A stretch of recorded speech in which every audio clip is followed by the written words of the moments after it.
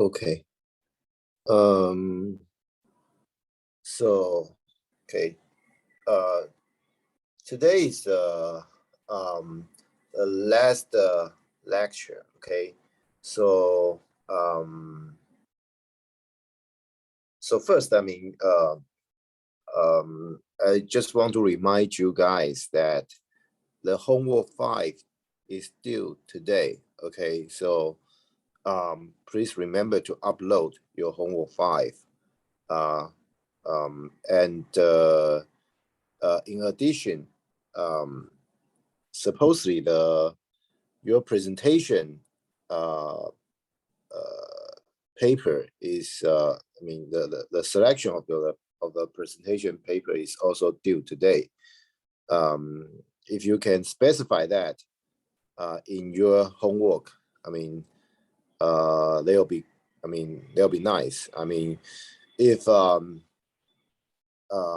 I know some of you send me email asking about which paper is okay. I normally just respond, but still, okay. Even if I agree on certain paper is okay with the final presentation, I still want you to write that down in the along with homework 5, so that the TA can at least access how many groups are still missing the papers. Okay, so so please do that. Please include your final presentation paper in the homework 5 as well. Okay, and of course, another 2 things. Okay, the final exam, okay, is going to be next week.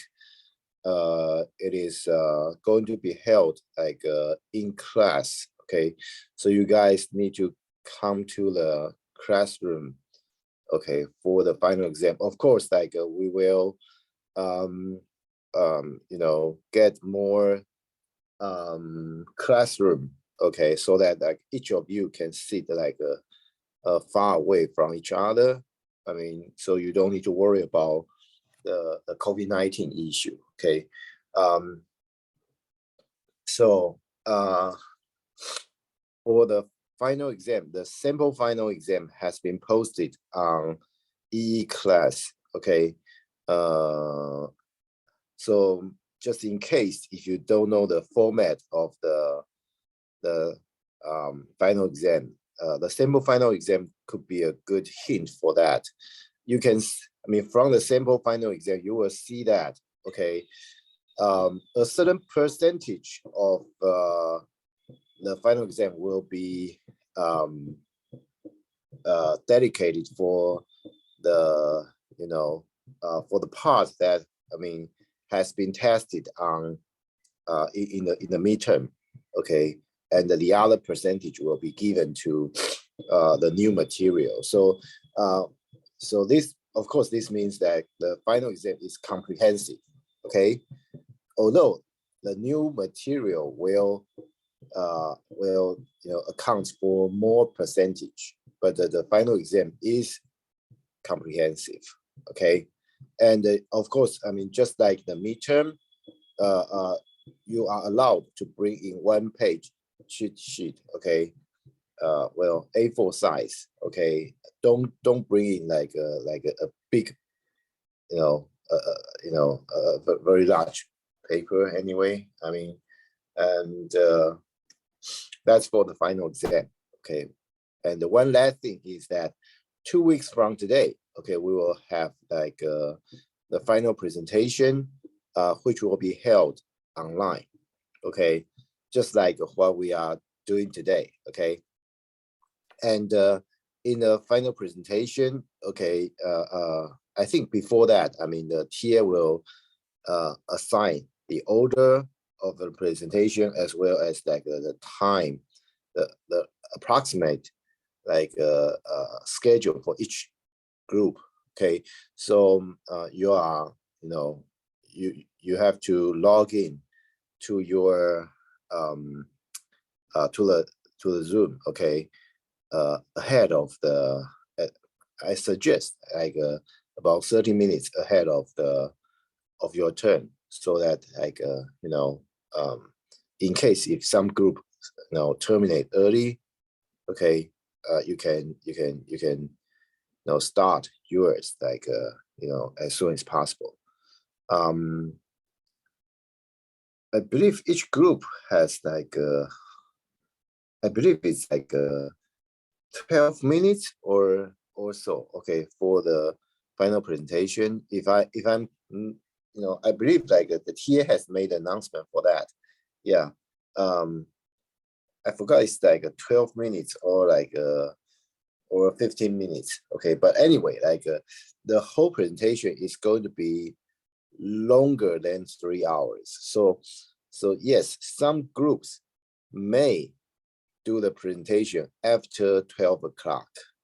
Okay, including the transition time for the transition. I think like yes, I mean there will be some groups that will do the presentation after 12 o'clock. So yeah, I mean if you're older, if your older is like the last few groups, like then it will be a good idea. Okay, you have your lunch early. Okay, so that like you don't miss your presentation. Okay, so that's about it.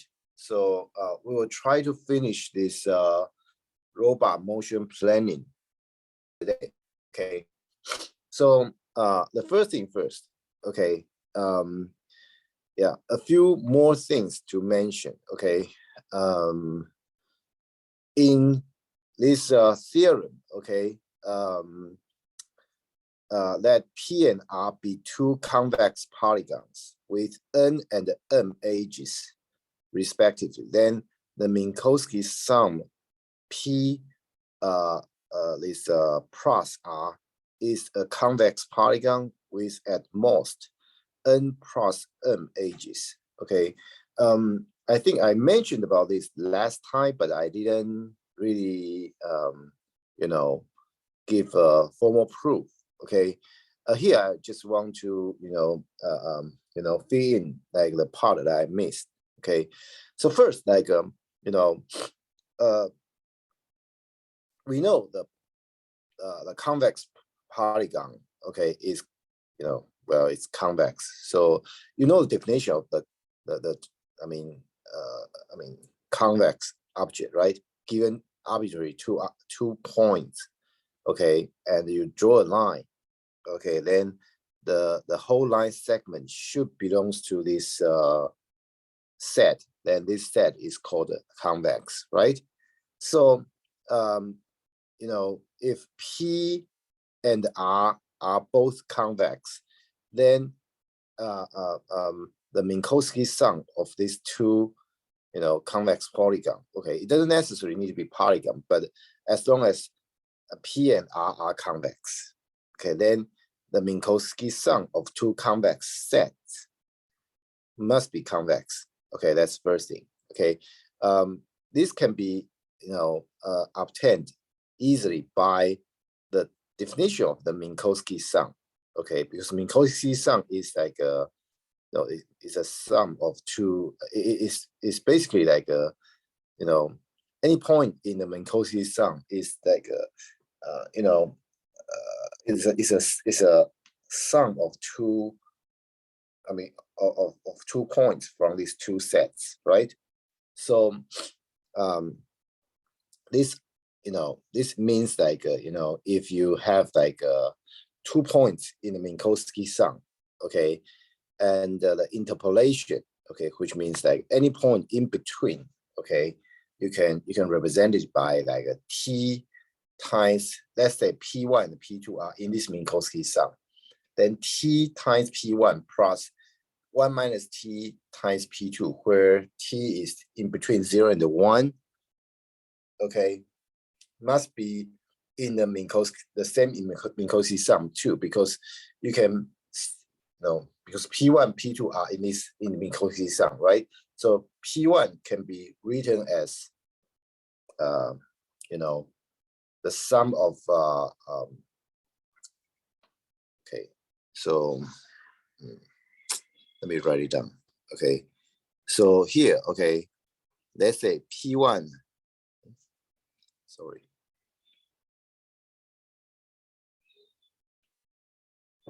Let's say P1,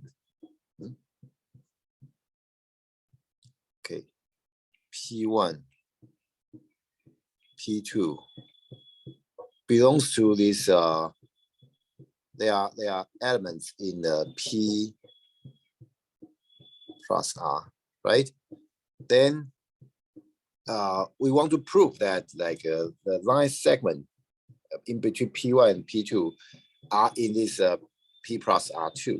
So it's like a T times P1 plus 1 minus T times P2. Okay, we want to show that this thing belongs to P plus R2. Okay, but of course here the value of T is in between 0 and 1.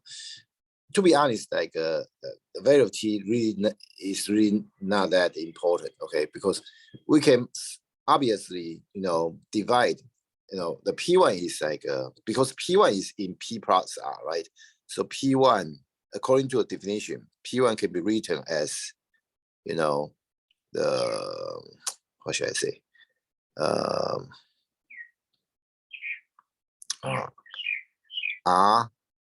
R1 plus S1, okay, where R1 is a point in P in the set P, and S1 is a point in the set R. Same thing, okay. The P2 can be written in R2 plus S2, right? Where R2 is a point in P, and S2 is a point in R, right? Then, okay, when you plug in these two things into this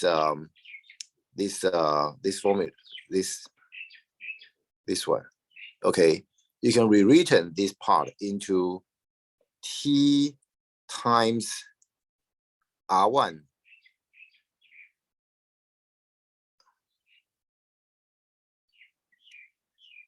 plus 1 minus T, okay, times R2 plus T times R2 plus 1 minus T times, oh, sorry, it's not R2. It should be S1.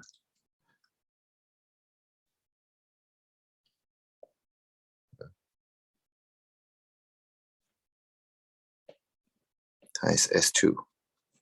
Okay. And this just means the first part of this one means, well, this thing is oh,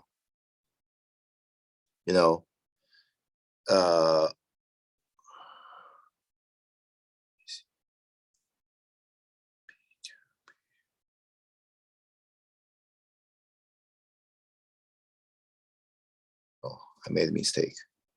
This is this part is R2. This is T. This is not. This is R1, R2, and S1, S2.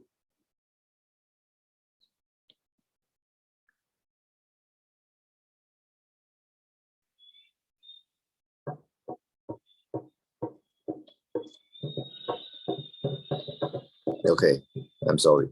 So because P is convex, so T times R1 plus 1 minus T times R2, because R1 and R2 are both in P, right? So this thing, the first term here, okay, will be a point in P.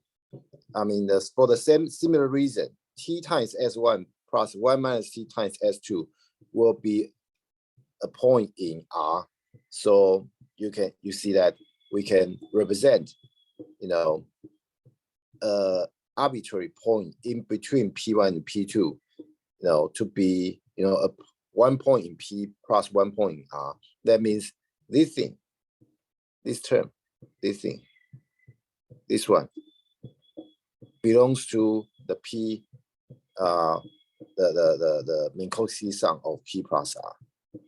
Okay, so basically, like, so this is like, first we can show that the P Minkowski sum of P plus R is convex. Okay, so the second thing is to show that, okay, the resulting polygon has at most n plus m edges if where n and m are the edges of the P and R respectively. Okay, so here, okay, let's look at the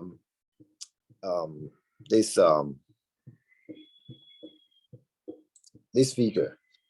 Okay, the lower right figure. Okay, this is like this. Okay, if there's a H,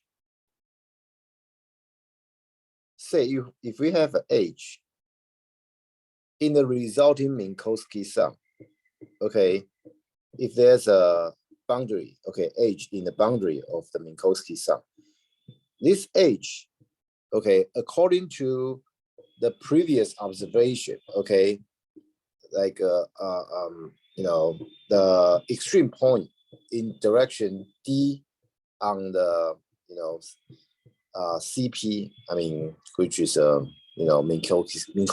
Minkowski sum of two shape, is the sum of the extreme points in that direction, right? So if you look at this particular H in the boundary of the Minkowski sum, okay, and you consider the norm of this direction, or of this H, which will be like this, right? The norm of this H. Okay, you consider this direction, okay, on the two, two objects. You must be able to find, one H, okay, and 1 point, okay, or two edges, okay. It could be, from that, if you try to consider that particular, direction, okay, at this, I mean, in these two objects, okay, then, okay, just like I mean the example shown here, okay, I mean, it's most likely it's going to be like a 1 H, okay, from one of the objects that contribute to this H, and you have at least one extreme point from the other object, okay, for that direction, okay. I mean, it could also possible be, I mean, two edges that contribute to this extreme edge, okay, in the boundary of the Minkowski sum. But okay, you can see that, one edge in the Minkowski sum will have to be associated with at least one edge in the original, objects, right? So because of that, think about this. Okay, I mean, if this one is associated with, if this edge is associated with this edge must have to be associated with another edge, right? and so on. So each edge, okay, in the Minkowski sum must be associated with like some edge from, you know, one of these two like objects. Okay, so because these two objects totally only have they only have like n plus m edges, right? So the Minkowski sum of these two objects can have at most n plus m edges. Why do I say at most? It is because sometimes, you know, as I said, like some edge in the Minkowski sum may be contributed by, well, by both. I mean, if you consider the norm of that edge, I mean, you will find that that edge actually comes from like I mean, the extreme of that direction for both edges will be one side, okay, one edge, okay. So it means two edges contribute to that edge. So in some sense, like, yeah, I mean, this association may be one or two. So if that's the two, I mean, in case of two, then I mean, yeah, the Minkowski sum edge will be smaller than n plus n. Okay, so basically, okay, remember what I said. Okay, based on this observation, okay, we could calculate Minkowski sum, okay, easily. Okay, we just like arbitrarily get 1 point. Okay, I mean, you know, assuming P and R are convex. Okay, I mean, of course, you may wonder like, well, my robot may not be convex, and the obstacle in the environment, in the 2D environment, may not be convex either, right? So why do we only consider convex polygons? Let's consider them to be convex for now. Later on, we are going to remove this constraint. We are going to remove this constraint, okay? And also, okay, you know, now, I mean, if these two objects are both convex, okay, we can, you know, just, you know, find all the pairing, okay? 1 point from the vertex of P, 1 point from the vertex of the of R, okay? And if you have n, if a polygon has n edges, it has n, pretty much has n vertex, right? The other one has m edges, then it has m vertexes. And you pick one vertex from one object and another vertex from the other object. So this pairing, they are n times m possible pairings, right? So you consider all these pairings and you add them up. For each pair, you add them up, okay? And then you just, you know, you have n times m, this many, you know, points, right? Because you for each pair you already add them up, so each pair will become 1 point. So you have n times m points, and then you do the convex Hall computation, okay, and then you will get you can get the Minkowski sum of P plus R. Okay, this is one way to do it. Okay, this is one way to do it, but obviously the complexity to get this job done is n times m, right? So this is considered expensive. Okay, this is considered more expensive.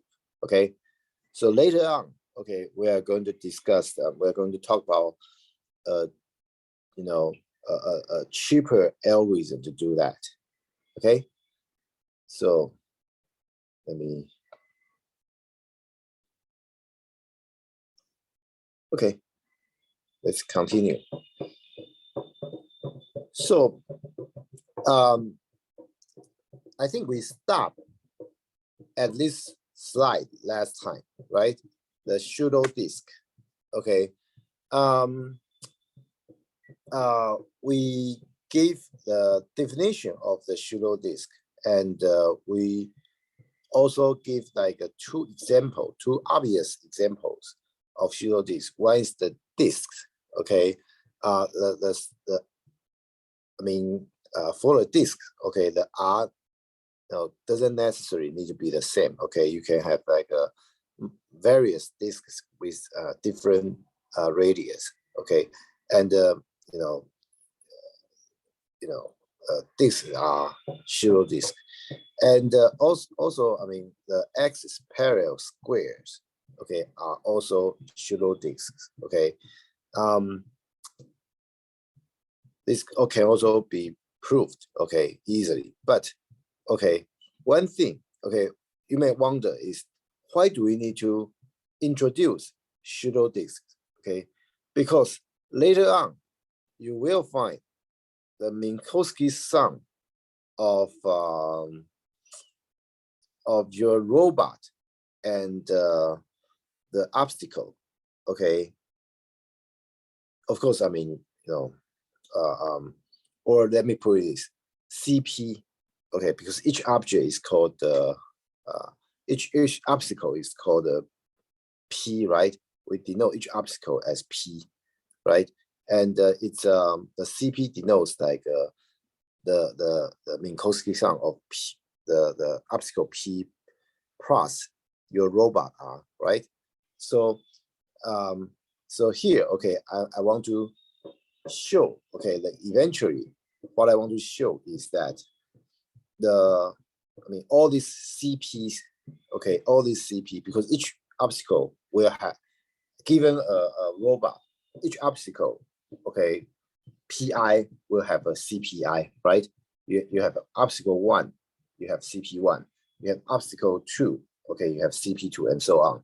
So all these obstacles, CPIs, okay, I want to show you that these CPIs, they are pseudo disks, okay, eventually, okay, but okay, of course, we need to, it's not so fast, okay.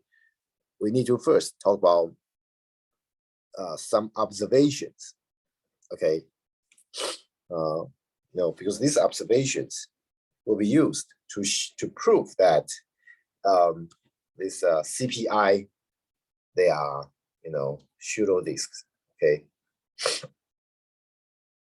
So first, okay, we call the intersection point of two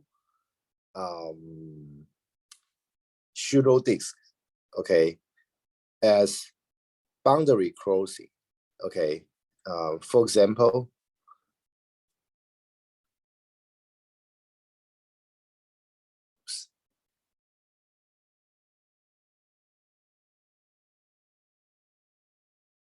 this point and this point, they are boundary crossing. Okay, so think about this. Okay, according to the definition of the pseudo disk, okay,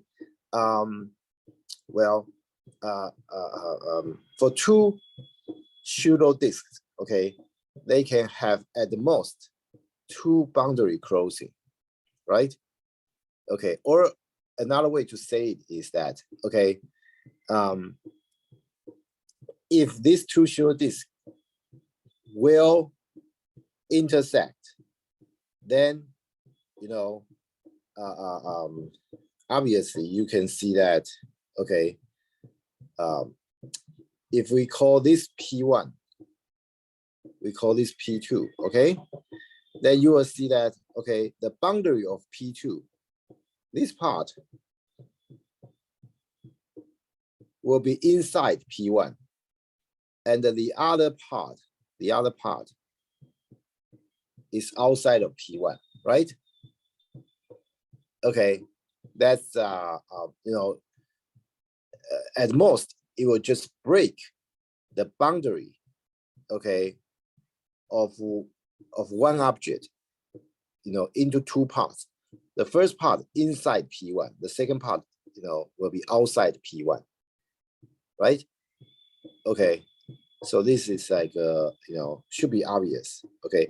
And the breaking point will be the intersection, okay, or will be the boundary crossing, obvious. So that's the first thing, okay? So as I say, a pair of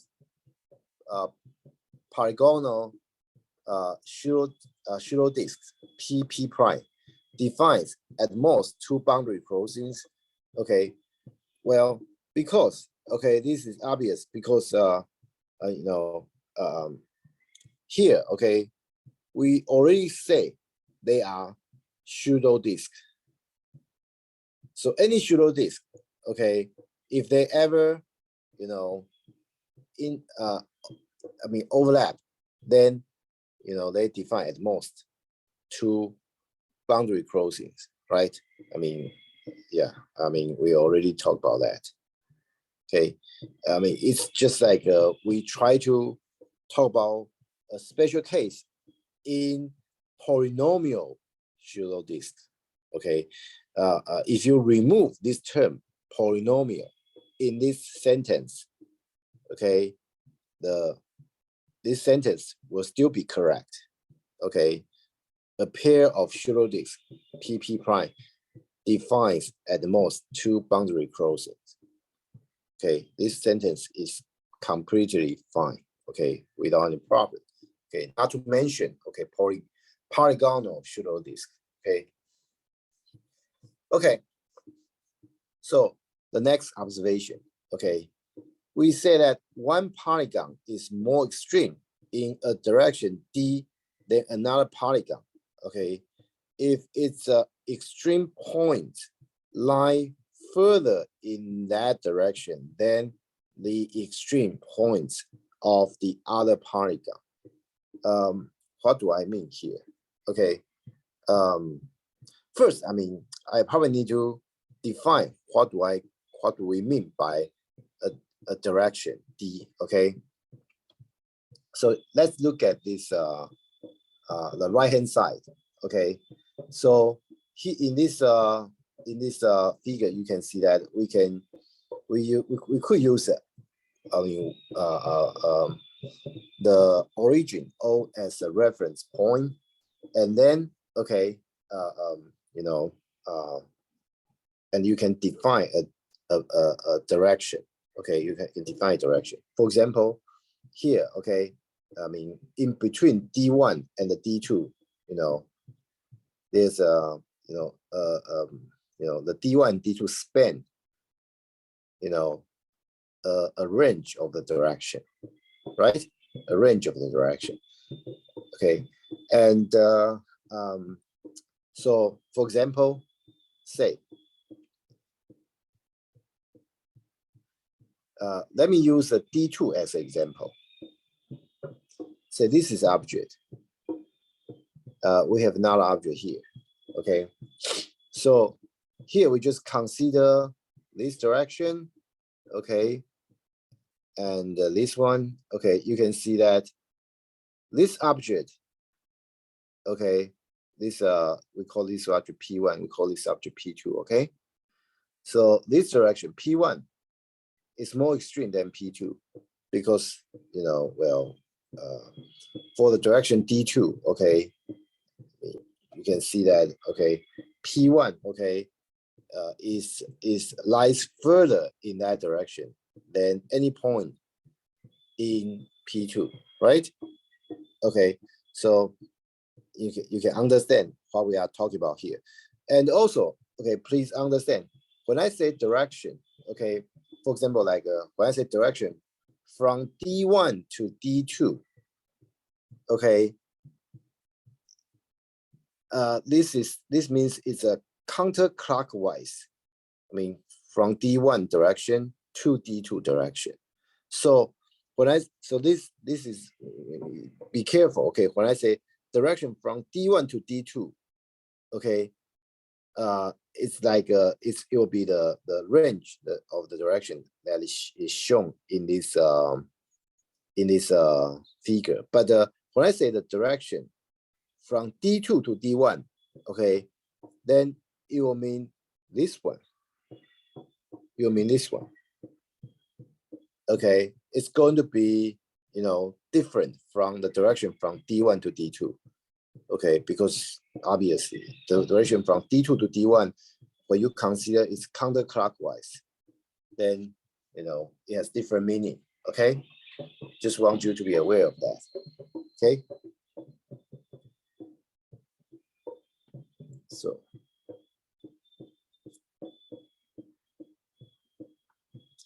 having said that, we have one more observation. Okay, before we do the proof. Okay, so that P1 and the P2 be convex polygon. Okay, with disjoint interior. Okay, and we let D1 and D2 be directions in which P1 is more extreme than P2. Okay, so you can see that, okay, either P1 is more extreme than P2 in all directions in the range from D1 to D2, or it is more extreme in all directions in the range from D2 to D1. What do I mean here? Okay, here I give you an example so that you can better understand this observation. Let's look at the, P1 and the P2 obstacle.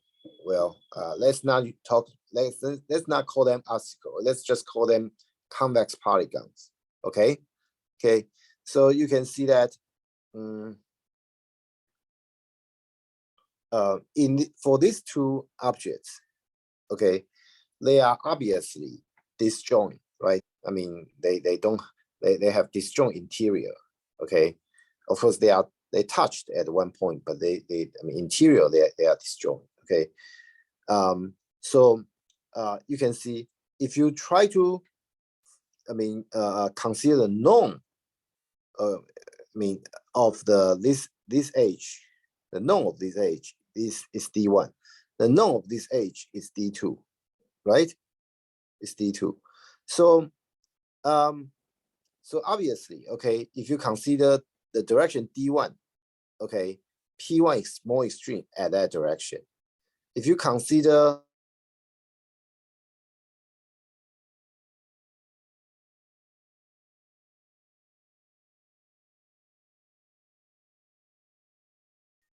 edge here, okay, this one, then, you know, it will be D2, right? And the P2 obviously is more extreme in that direction, right? Okay, so here comes the observation. Okay, so we say from D1 to D2, okay, because P1 is more extreme at D1, right? And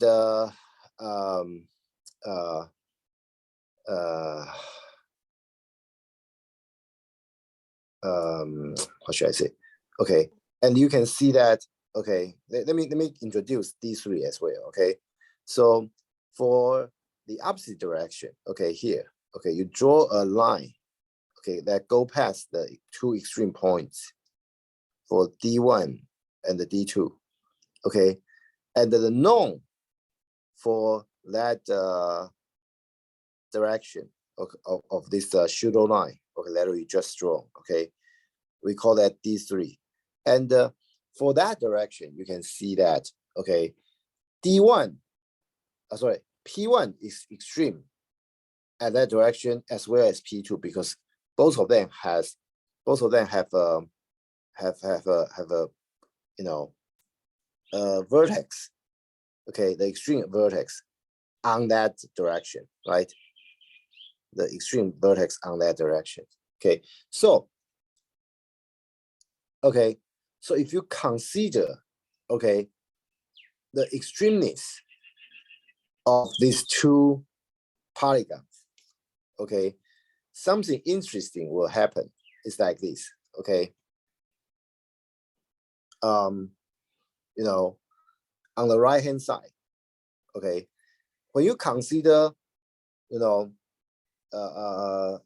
all different directions, the extremes of all different directions, obviously, at the direction D3, P1 and P2, they both are extreme at their direction because each of them contribute 1 point, right?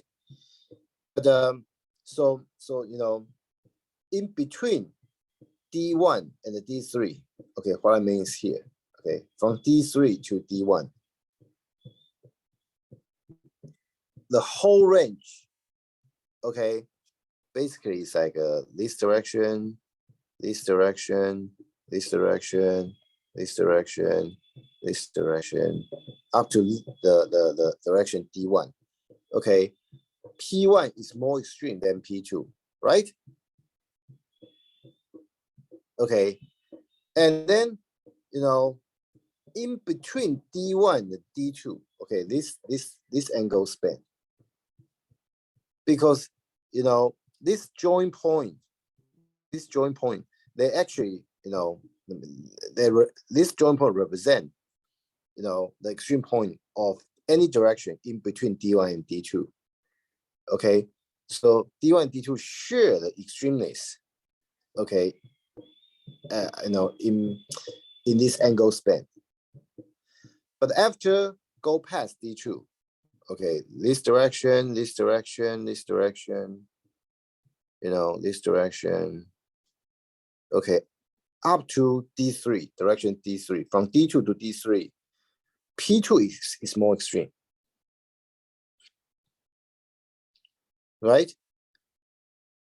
So after you observe this example, let's come back to see this, to read this observation again.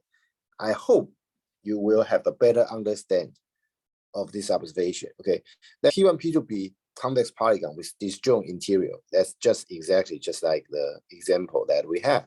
Okay, that D1, D2 be directions in which P1 is more extreme than P2. In that case, it's you know, it's D3, D1, right? D3, D1. Okay, because let's say in this, I mean, D3 is well, I shouldn't say D3 is more extreme than P1 is more extreme than P2 because they have the same extremeness. But let's say, I mean, the direction, you know, clockwise, a little bit direction, a little bit clockwise. Okay, something like this one, this one, this one, this one. This direction is very close to D3, but you know, obviously P1 is more extreme, right? So, okay, so from this direction to D1, okay, where P1 is more extreme, okay,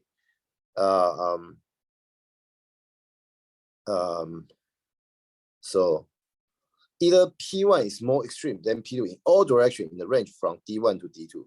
So from this direction all the way to D1, P1 is more extreme, right? That's exactly what this observation suggests. Okay, or it is more extreme in all directions in the range from D2 to D1, or the other way around. Okay, I mean, in this case, I mean, because I mean D1, D3, I mean D1 and this direction, their order can be switched, right?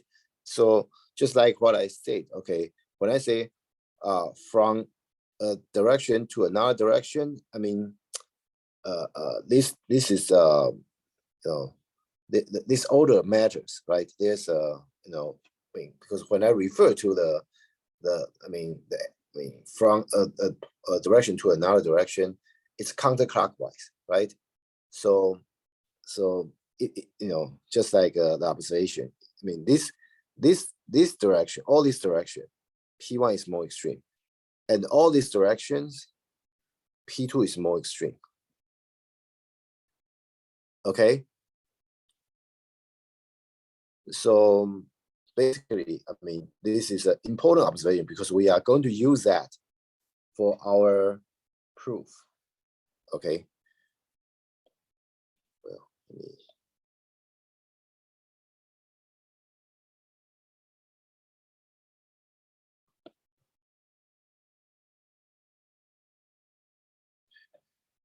Okay. So here's the theorem. Okay. That P1 and P2 be two convex polygons with disjoint interiors, and that R be another convex polygon. Okay, so obviously you can imagine, okay, P1 and P2 are two convex obstacles. Okay, convex obstacles, and they have disjoint interiors. Okay, and R. We assume R to be a convex robot. Okay, convex robot. And the Minkowski sum P1 plus R and the P2 plus R. Here, okay, to be exact, I mean, what we are doing is P1 plus minus R and P2 plus minus R. Remember, like, when we need to calculate the CP, actually is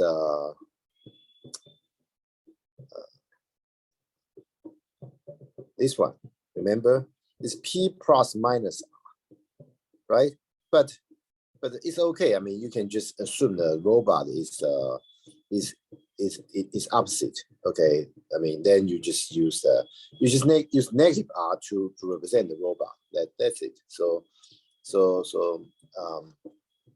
hopefully, I mean, this will tell you that, I mean, this will convince that we are still talking about the CP or CP1 and CP2. Okay, so we want to show that CP1 and CP2 are pseudo disk. Okay, so well, it's I think it's already 50. So that's because this proof obviously will take some time. So let's how about let's take 10 minutes off, and after that we will continue our discussion. Okay.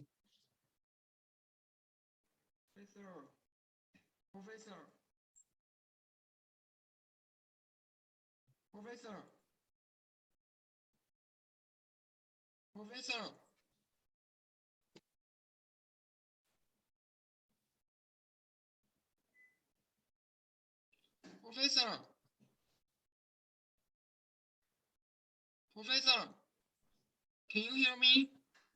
Yes. Your sound is very, it's not very clear. Wait, what happened? Hello? Wait, hello? Yes. Is it clear now? Yeah. Yeah, maybe my setting was the audio was too small. Okay, Professor, I want to ask that in what way should we propose our final presentation? Is it PowerPoint or something else? Yeah, I mean, using PowerPoint will be great. Yes. Okay. Yeah. Okay. And, I mean, you have you ever seen presentation? It's just like I mean, you prepare a set of PowerPoint, and you introduce the idea. I mean, in the paper. Yes. Will we get our grading up to homework 5 before midterm final? Yes. I talked about that. I mean, last lecture, the TA will make sure to return up to homework 5 before the midterm, before the final. Okay, I'm sorry. At least 2 days prior to the final. Okay, I cannot talk about like a homework 6 because homework 6 due date is after the final exam. Okay, but before homework 6, you should have all the homework grades, okay, before the final exam. Professor, I had problem on homework 5 about a certain problem. May I ask that? Because it seems just impossible, and I even search the discussions on internet, and some people also say it's I don't I'm even not in which how about let's talk about that like after the class. Okay, because this is like the class time. I mean is if it's your question, then how about we do it like after class or after I finish the lecture? Okay, I hope, I mean today, I mean after finishing the lecture, I have some time. Okay.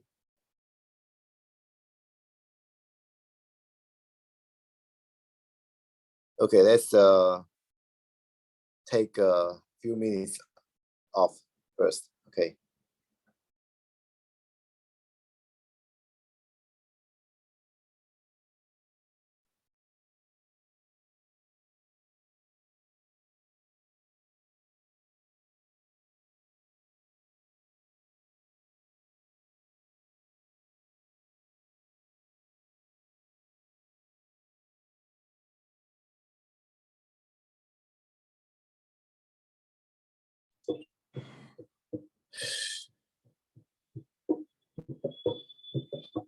Okay. So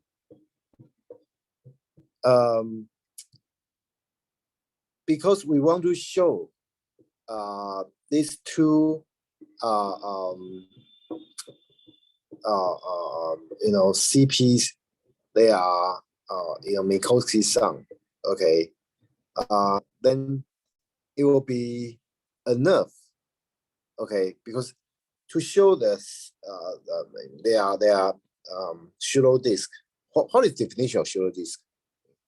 I hope you guys still remember. Okay, basically we want to show, okay, the this you know, the boundary of one object and the interior of another object, okay, their intersection is connected. Okay, of course, I mean you need to show, you know, this one and this one, right? But because like because in our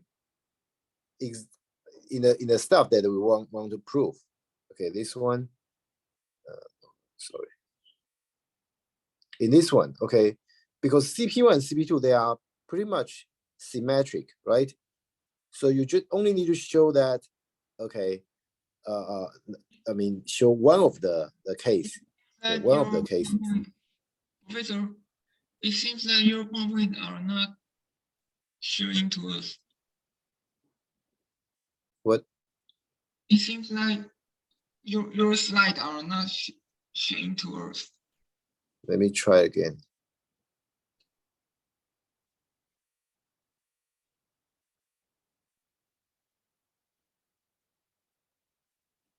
Okay. So, okay, anyway, let's count. So, to show that the two objects are like pseudo disks, okay, you need to show this one and this one, right? Okay, the intersection of a boundary of object and the interior of another object is connected, and you know, same thing apply for the interior, the the intersection of you know, of another of the boundary of another object and the interior of the first object is connected. But you know, supposedly we need to show both. But because okay, in the situation that we want to prove, I mean, the CP1 and CP2 they are, you know, they are symmetric. So you know, we don't need to worry about that situation. Okay, so so we only need to show, okay, let's call this one as CP1, okay, CP1, and this one as CP2, okay. So let's assume, okay, you know, we prove by contradiction. Okay, here we try to prove by contradiction. So here we assume like you know, we have like you know, the CP1, the boundary of the CP1 intersect with the interior of CP2 is not connected. It's not connected. Okay. Then, okay, if it's not connected, obviously, I mean, I mean, here that pretty much means like you know, this CP1, okay, somehow like you know, you can imagine this part is a little bit, you know, outside, okay, so that like you can consider like you know, you have this point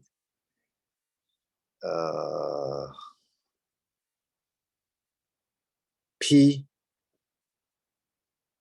and Q, which is outside of CP2. Okay, this one actually, and R and S, where P and R are inside of CP1. Sorry, inside of CP2, and Q and S are outside of CP2. Okay, outside of CP2. Then, okay,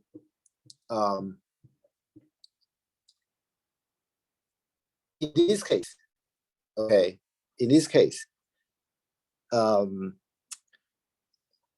think about this. Okay, you try to do, try to draw the direction. Try to draw the direction at these 4 points. Okay, they are normal. They are normal to these 4 points. I mean, you will get dp and the dq, dr, and the ds. And because this object is convex, right?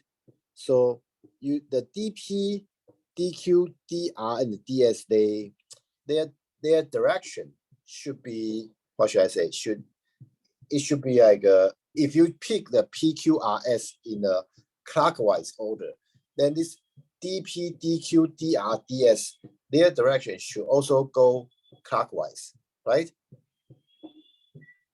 Okay, so okay, remember I mean I say like the Q and the S are outside of the CP2, right? The Q and the S are outside of the CP2. So based on so because of that, so you can say like the DQ and the DS, okay, for these two directions, the CP1 is more extreme on these two directions. Is that right? Okay. Here, of course, I mean the Q is, we assume is outside of the interior of CP2. Okay. So Q and the S, okay, at direction Q, DQ and direction DS, okay, CP1 is more extreme than CP2. Okay, so according to our previous observation, okay,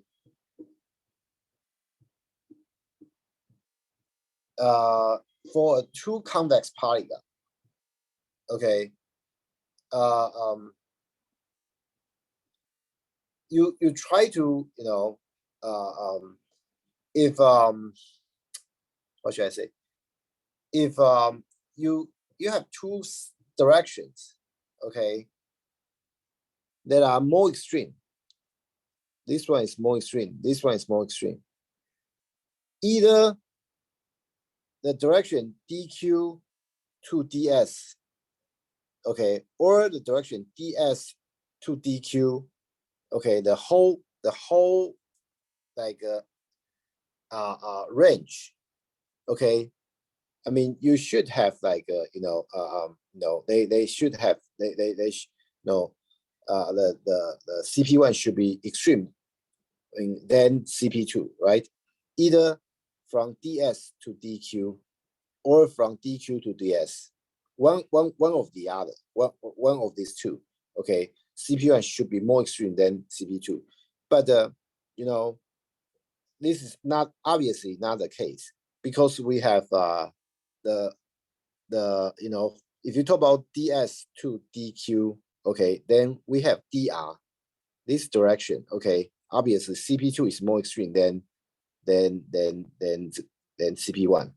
And if you talk about dq to ds, okay, then the point dp, okay, the I mean the direction dp, okay, obviously the you know, it is, you know, the CP2 is more extreme than the CP1, okay. So we have a contradiction here, okay, which contradict to the observation. So because of that, so we know that this the assumption that this dq, this q is outside of the you know, is outside of CP2, okay. I mean, or to be, I mean, to be exact, the case like this is impossible. The case of this is impossible. Okay, so that's like the proof that the Shiro, the CP, okay, or like the Minkowski sum of P1 plus R and P2 plus R are Shiro disk. Okay, so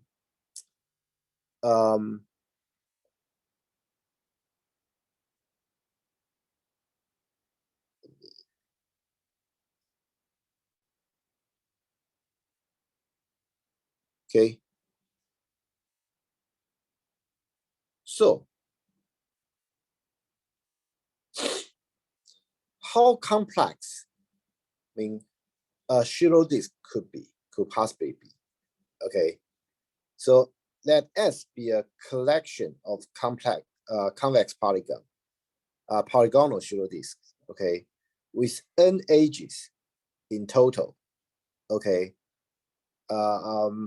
Then what is the complexity of their union? Okay.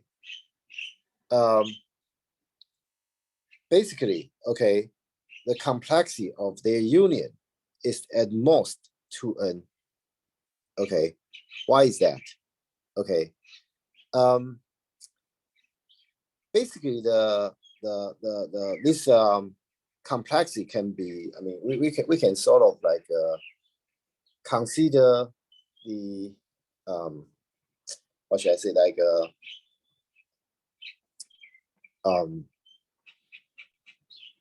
we try to consider the ages, okay, the ages.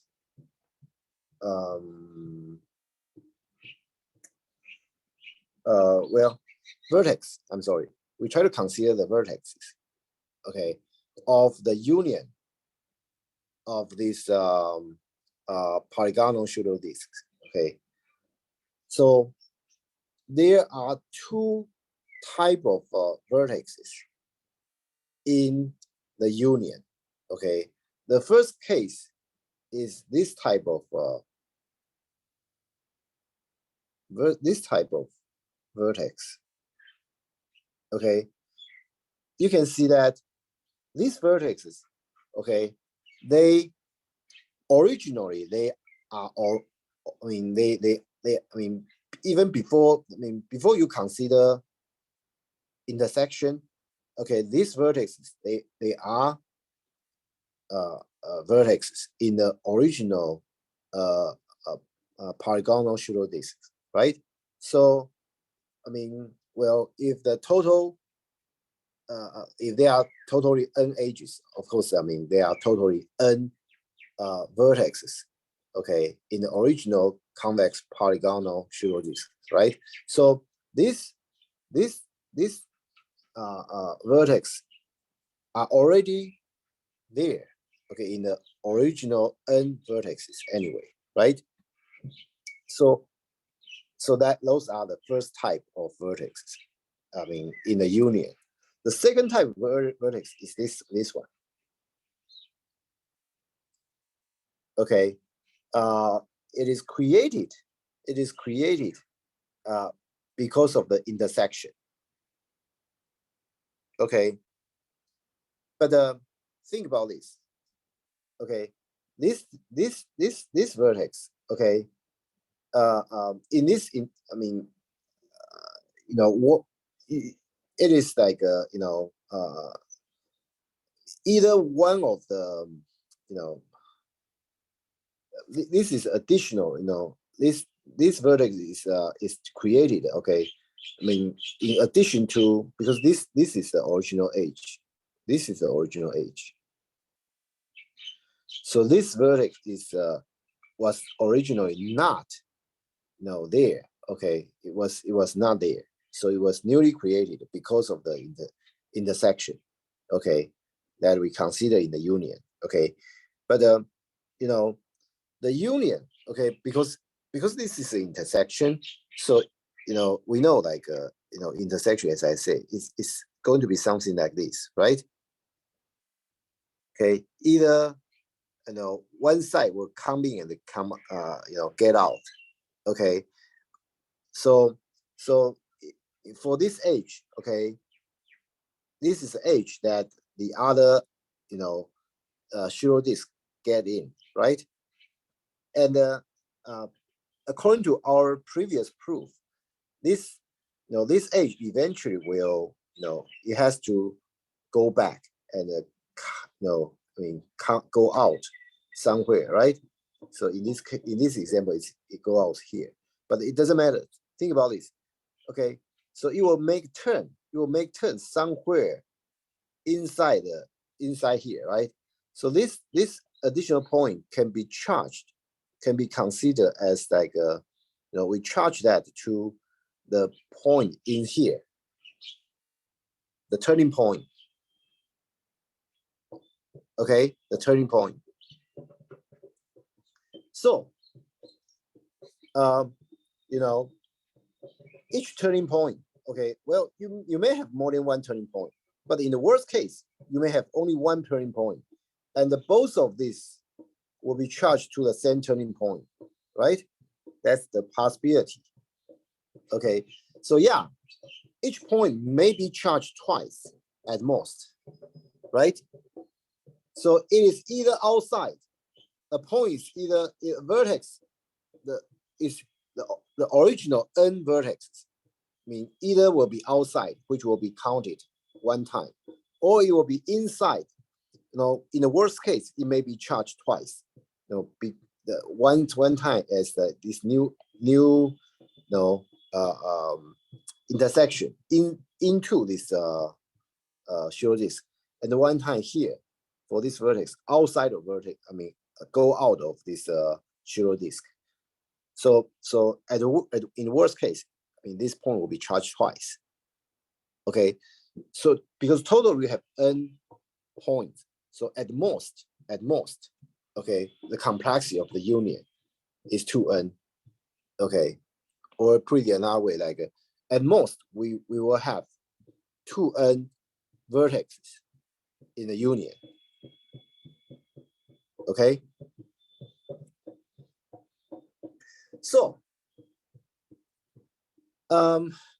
in this proof, of course, we are making use of the polygonal nature of the pseudo disk, because I say like okay, you know, it will come in and get out, okay, and I say like if you have n edges, then it has like you know, n vertices.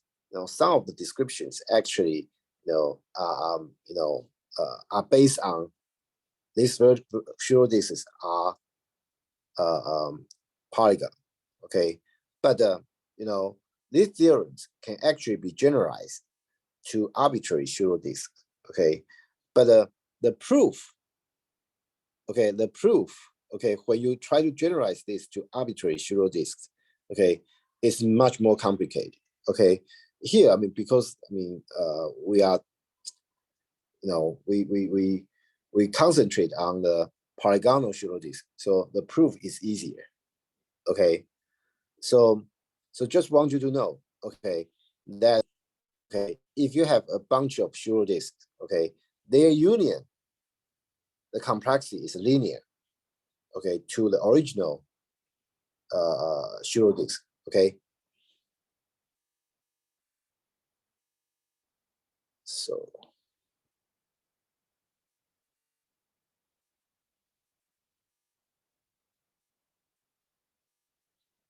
okay.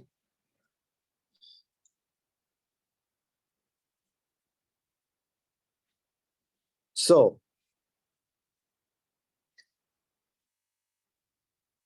as I said, okay, to calculate the Minkowski sum of two convex polygons, okay, a simple version is for each pair VW of vertices, where V comes from P and the W comes from R. We first compute the sum of this pair, okay. Then, well, we have totally, you know, if we have n vertex from P and n vertex from R, then we have like totally have n plus n pairs, right? And then we by computing the sum, we get n plus n, sorry, n times n vertexes, and then we compute the convex hull of these sums. Okay, so this is a simple version. Okay, it's all good. Okay, I'm not saying like this has any. This is incorrect. Okay, it's correct. Okay, it is correct. Okay, but it's unfortunately it's inefficient. Why? Because the complexity of this approach, okay, obviously you can imagine is n times n, right? It's n times n. Okay, so can we have a better way to calculate the Minkowski sum? The answer is yes. Okay, we could do it in linear time. Okay, in linear time. Okay, how to do that? Okay, first let's you know, let's define the angle for a direction P to Q. Okay, where PQ are points. Okay, PQ are points. So the angle PQ denotes the angle that the vector PQ makes with the positive x-axis. So given the example, okay, say P is here. Okay, P is here, Q is here. Okay, the PQ, okay, this straight line, okay, from P to Q, okay, this direction from P to Q, okay, and no, I mean, and the x-axis, okay, positive x-axis, okay, they will span an angle, right?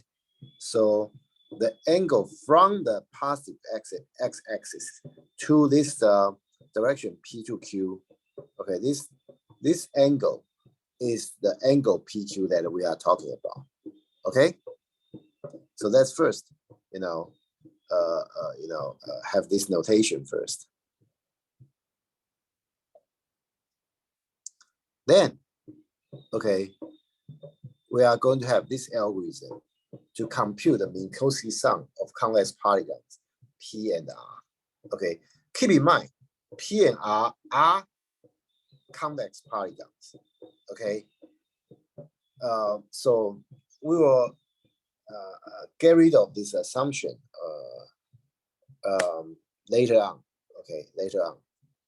Okay, so what's special about this algorithm? Okay, in this algorithm, okay, we are trying to, first, okay, the P is a polygon, right? R is also a polygon. Okay, we assume, okay, P has vertices V1, V2, V3 up to Vn, and R has vertices W1, W2, W3 up to Wn. Okay, and this is important. We assume their vertices are in counterclockwise order. Okay, they are in counterclockwise order, with V1 and the W1 being the vertices with the smallest y coordinate. Okay, so it is, the V1 and W1 represent the lowest vertex. Okay, if you have more than one such lowest vertex, fine. Okay, you try to break the tie by, finding the smallest x coordinates among them. Okay, so once we have the V1 and the W1, okay, so here is the idea. Okay, we start from 1, okay, for both index I and index J. Okay, and we try to assign, Vn plus 1 to V1, Vn plus 2 to V2, Wn plus 1 to W1, and Wn plus 2 to W2. This is just to make sure, like, we are going, we are able to go, like, from V1 all the way to Vn, and then go beyond that, to come back to the origin. Okay, to basically just, the vertex can circle around. Okay, so the most important thing is in this loop. Okay, so here, okay, we try to add Vi plus Vj as the vertex to P plus R. Why do we add these 2 points? Because these 2 points must be extreme in the Minkowski sum of P and R. Okay, because they are already extreme.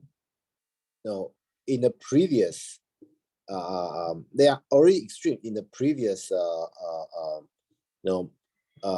respective polygons. Okay, convex polygons. Remember, we start from the lowest. Point. And then, okay, we consider angle Vi plus 1. Okay, and angle Wj plus 1. So we try to see, what should I say? Say it's a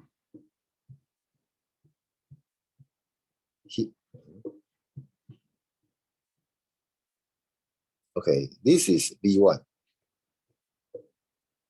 Assume this is V2. Okay, and another, this is W1. Let me.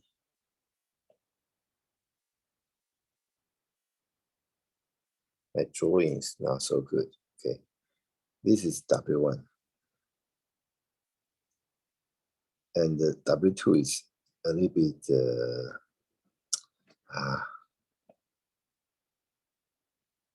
W2 is a little bit flat. Okay, this is W2, this is W1, this is W2. Okay, think about this. Okay, we start from here, V1, W1. There's no problem. Okay, V1 plus W1 must be extreme, because they both are lowest points, right? And then we compare, okay, Vi plus 1. In this case, it's this one. It's this direction. This direction. Okay, with the Wj plus 1. It's this direction. This direction. As I try to show you, okay, the angle Wj plus 1, okay, in this case, because it's a flatter, right? It's closer to the positive axis, right? So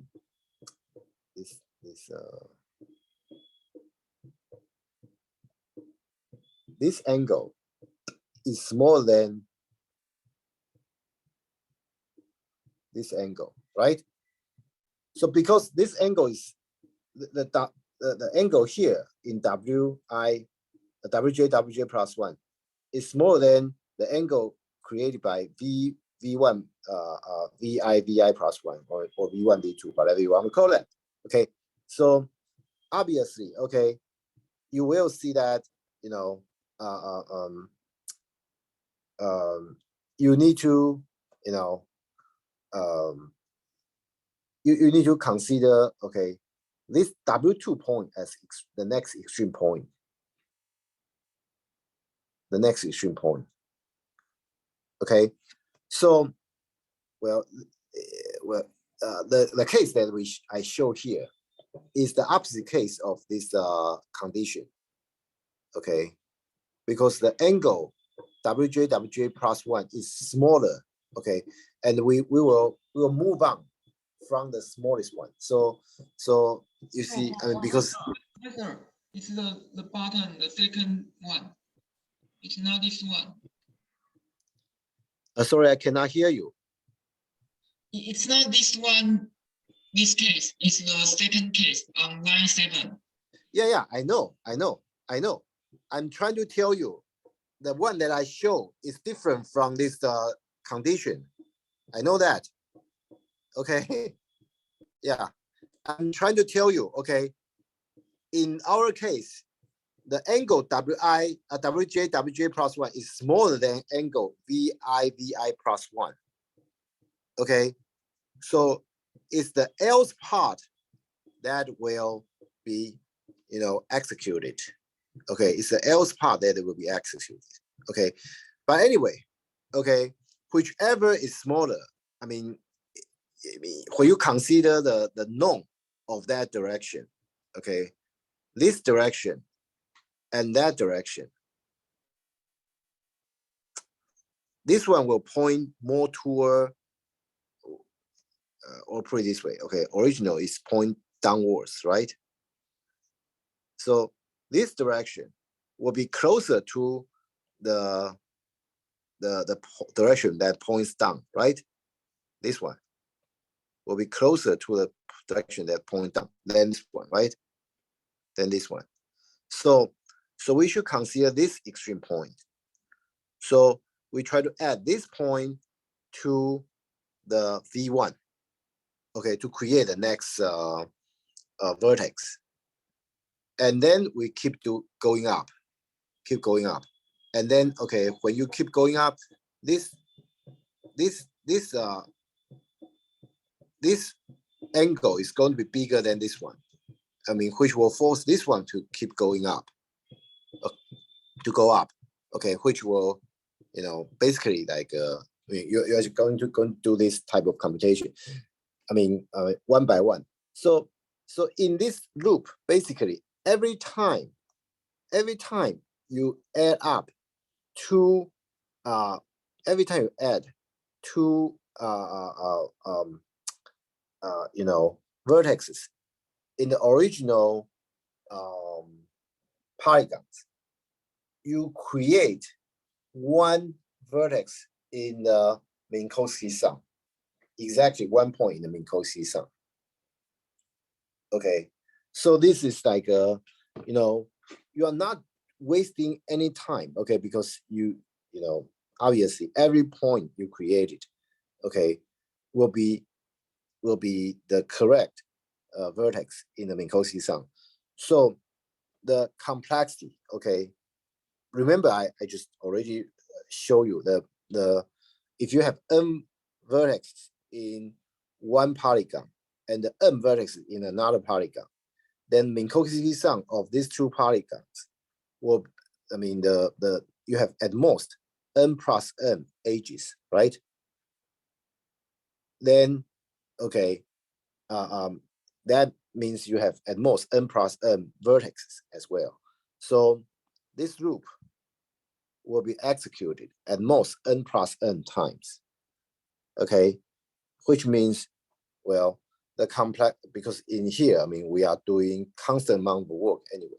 So the complexity of this algorithm is big O n plus n, which is a big reduction compared with like the original simple version, right? The original simple version is big O n times n, but in this case, in this algorithm, the complexity is big O n plus n. Okay.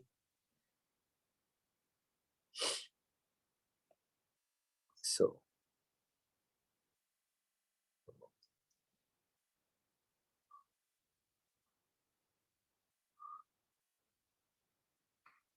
Okay.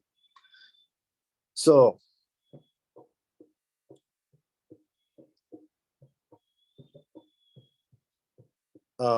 For the correctness, okay, any vertex of the Minkowski sum is a sum of two original vertices that are extreme in a common direction. Based on that, okay, so this algorithm must be correct. Okay, first it is the the vertex in the Minkowski sum, according to our algorithm, is a sum of two original, you know, sum of the vertex of the original vertices. So first, that's correct. Second, I mean, we try to we only try to find like an extreme point on a certain direction and then do the addition. Okay, so that's like that guarantee that this is correct. Okay, this angle test ensure all extreme pairs are found. Okay, so we have based on that, so we have this theorem. Okay, the Minkowski sum of two convex polygons with n and m vertices respectively can be computed in big O n plus n time. Okay, so which is good, right? This looks nice. Okay,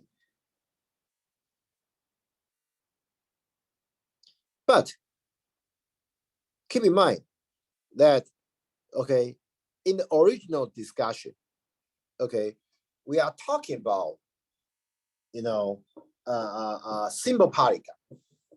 We didn't talk about, you know, convex polygon at the beginning. Okay, the simple polygon and the convex polygon are very different. I hope by now you understand that, right? You know that. So what do we do? Okay, luckily, okay, we have the distributed law, okay, in the Minkowski sum. Okay, what is that? Is that, I mean, if you want to get S1 and the Minkowski sum of S1 and S2 union S3, then it will be equivalent to you are getting Minkowski sum of S1 and S2, and S1 and S3 first, and then do the union of the results.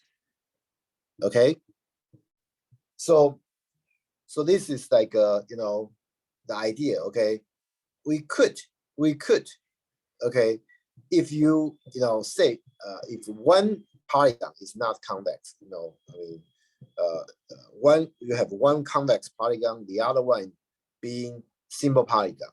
Okay, and you could, okay, for that simple polygon, okay, you could triangulate that simple polygon. Okay, say that simple polygon originally it has n vertices. Okay, then after the triangulations, I mean, well, we talk about triangulations. I mean, you know, in more than one chapters in previous discussions, right? So if you have n vertices in a simple polygon, you are going to end up with n-2 triangles, right? And all these n-2 triangles, okay, they are disjoint, you know, internally, right? So you could do like you know, P, you know, Minkowski sum R to be, you know, because P is going to be the union of these TIs, right? Like a T1, T2 up to Tn-2. We have this n-2 triangles. Okay, so you can represent P as like the union of all these triangles. Okay, and then Minkowski sum R. Well, and then apply the distributed law. Okay, distributed law, and to do like a Ti plus R first, and then do the union. Okay. So how about complexity? Okay. We know Ti plus R, okay, this Minkowski sum, okay, it's convex because both are convex polygons. Okay. So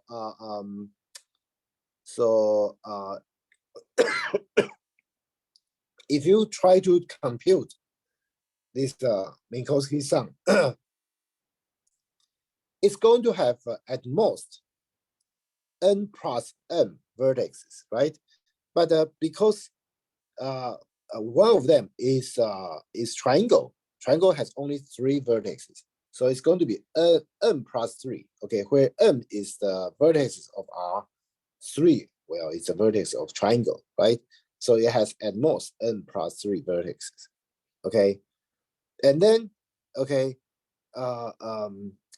this computation, you know, take linear time. Okay, take linear time, linear to m basically. Okay, and then you need to know the collection of Minkowski sum is a collection of pseudo disks. Okay, so complexity of their union is linear in the sum of their complexity. So the complexity of P plus R eventually, okay, is going to be big O n times m, n times m, where n is the number of vertices in P and m is number of vertices in R. Okay, and here we are assuming, you know, one of them, okay, either P or R, well, will be simple polygon. The other one will be convex. Okay. So, well, so this is like you know, this provide bound for the you know, the complexity of the result. But we want to know if this complexity is bound, okay, tight or not.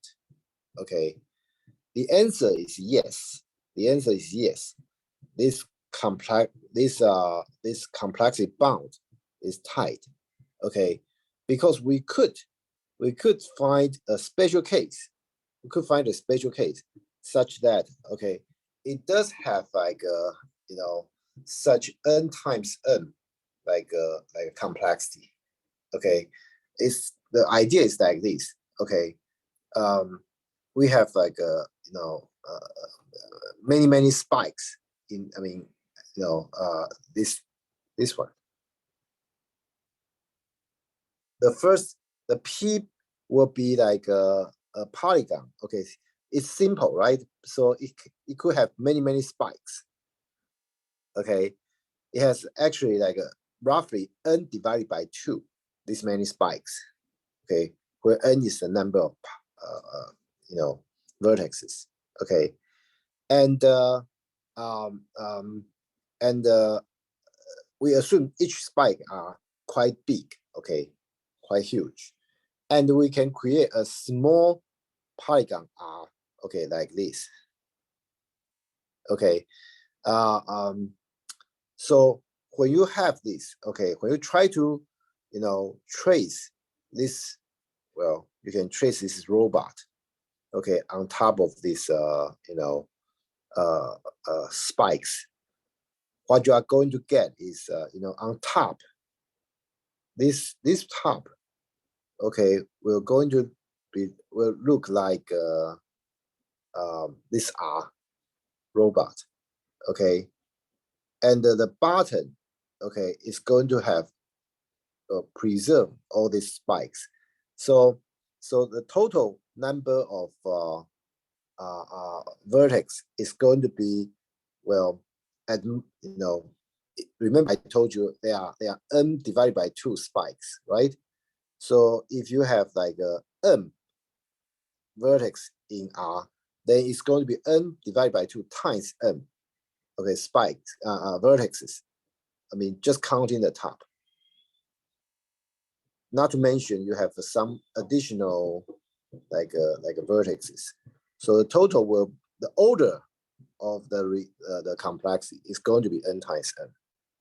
Okay, in this particular case, so we could create a particular case whose complexity is n times n. Okay, so this is like a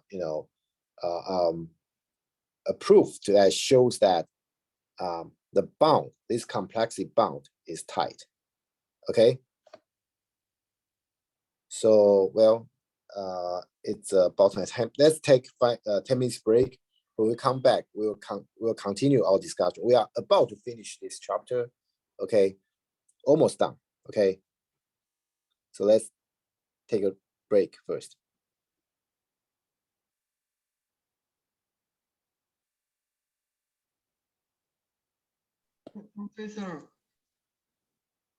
Professor. Yes. Excuse me. You mentioned that you update some of the site during the lecture this semester,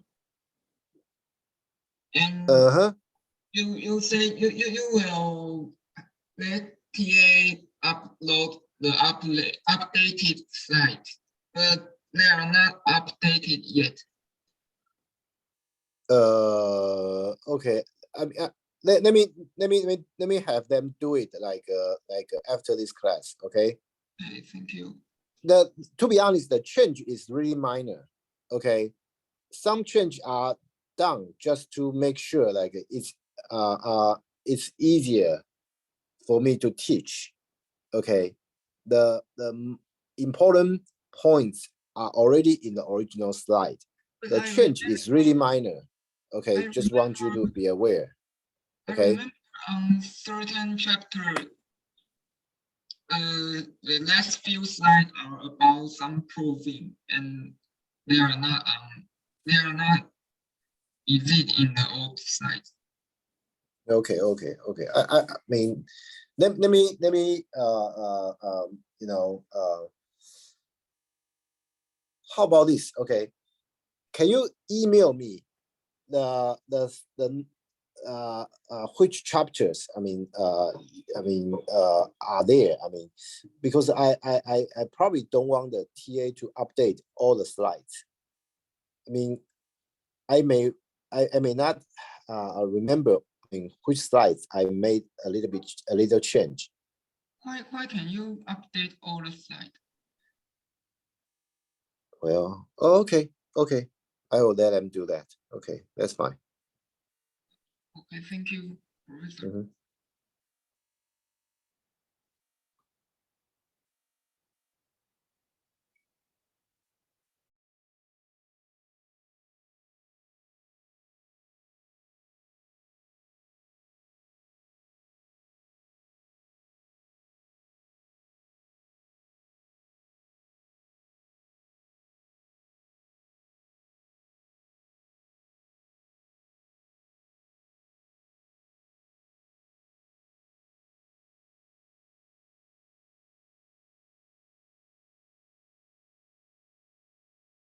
Oh wait, Professor.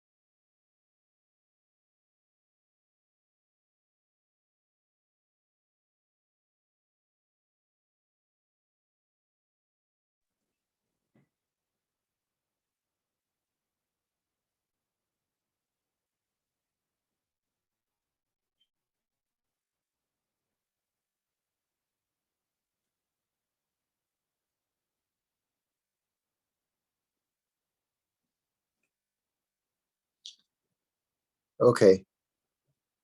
That's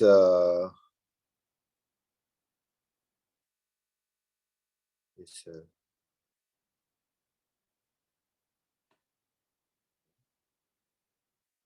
is it, okay. Is it being recorded? Okay. So let's continue our class. Okay. So so we talk about the situation where one of the object is a simple polygon. Okay. So what happens if both polygons are not convex? Okay. The idea, okay, can be generalized to, I mean, the idea we use to deal with the you know the simple polygon, okay, in the previous slide can be generalized to the case where both polygons are simple polygons. Okay, basically we just triangulate both polygons, okay, to get n minus 2 and the n minus 2 triangles. Okay, and then P plus R, the Minkowski sum of P and R, will become the union of n minus 2 times n minus 2 constant complex polygons. Why is it constant complexity polygon? Because it's going to be three. It's going to be one triangle, and then and another triangle. The Minkowski sum of two triangles. So the complexity will be, 3 plus 3. So the complexity will be at most 6, right? So that's why we say, the n minus 2 times n minus 2 constant complex polygon. To be exact, like this constant complex polygon, their complexity will be, smaller or equal than 6. Okay. So total complexity of P, plus R, the Minkowski sum of P and R will be n squared times m squared. Okay. And this complexity bound is also tied in the worst case. But this worst case construction is kind of special. Okay. You can see on the right hand side, okay, the P is represented by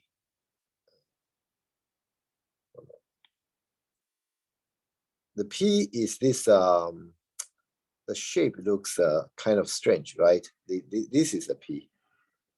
This is P. This whole thing is P. So it could be like it could have many spikes. Okay, but it looks like this, and the R is like it's also contain many spikes, but the shape is slightly different. This is R. It can also have as many spikes as it likes.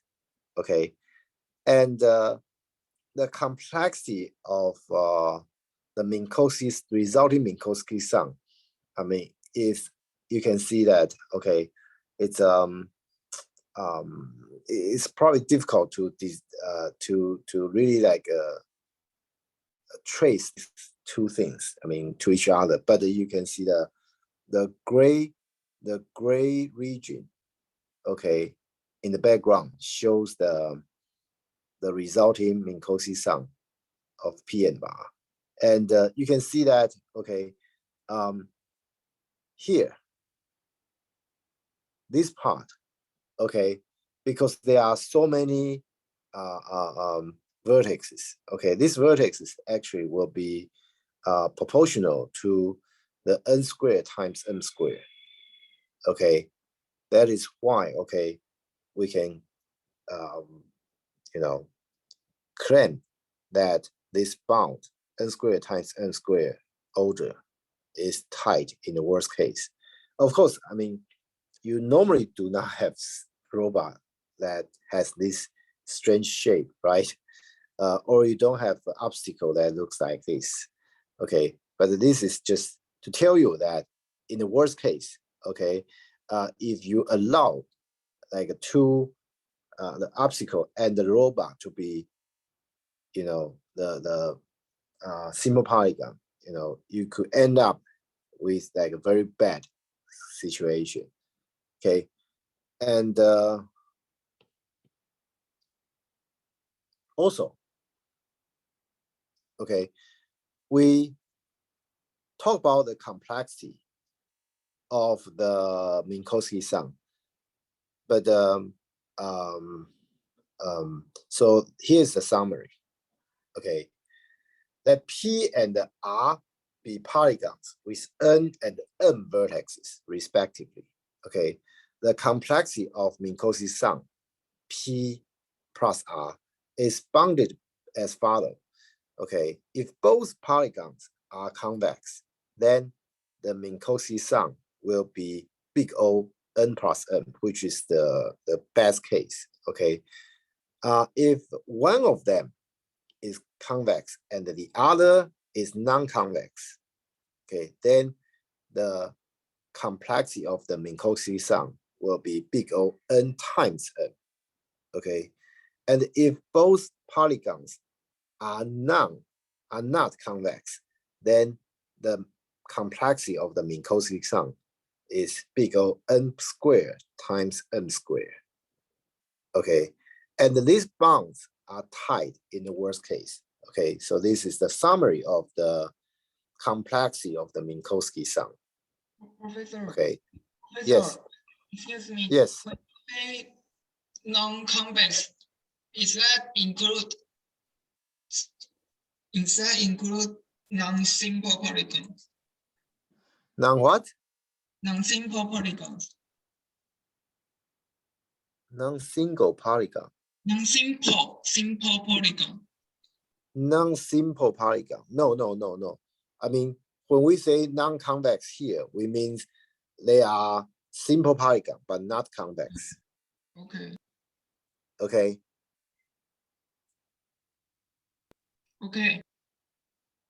So, okay. We talk about the complexity, but we could, in the computation of the Minkowski sum, okay, we could do a little bit additional work there. Okay, so before that, okay, here, I mean, it's like we return to the robot motion planning. Okay, let R be a convex robot of constant complexity, translating among a set S of non-intersecting polygonal obstacles. Be very careful about this description, okay? So we are talking about the only polygonal obstacles. So these obstacles may not be convex, okay? But they are simple, okay? With a total of N edges, okay? So their total complexity is N, okay?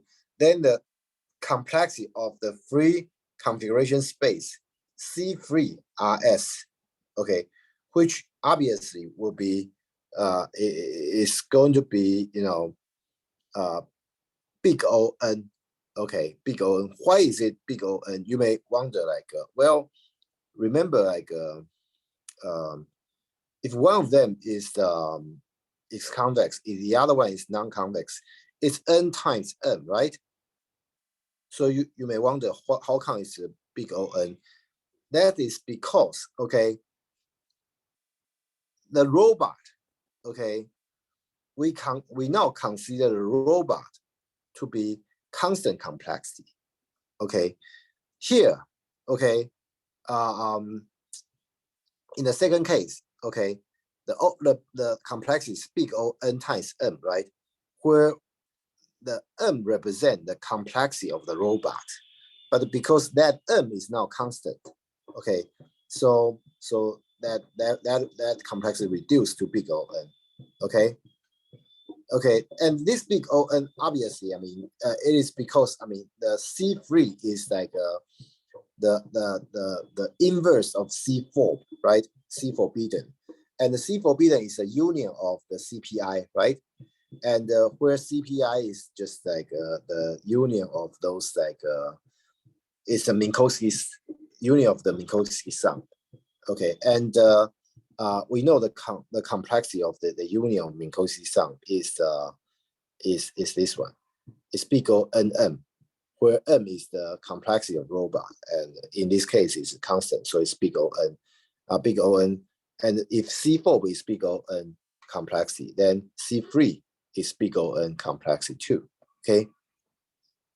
So when you compute the union, okay, there's one additional thing you could do.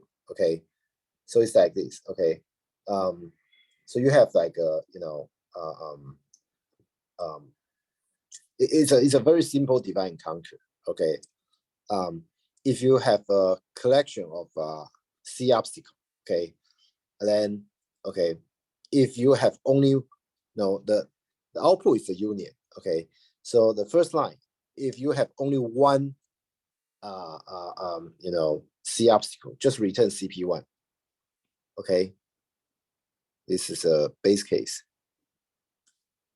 Okay, otherwise, okay, you break it into like a two halves and call the forbidden space, separate. I mean, recursive call separately for each subset. Okay, to get the union of each half. Okay, so it's a C1 forbidden, C2 forbidden, and then you compute the union of these two C1 forb and C2 forb to get the resulting C forb. That's it. Okay, so it's very simple divide and conquer algorithm. Okay, and the complexity, okay, of this algorithm, okay, is like this one.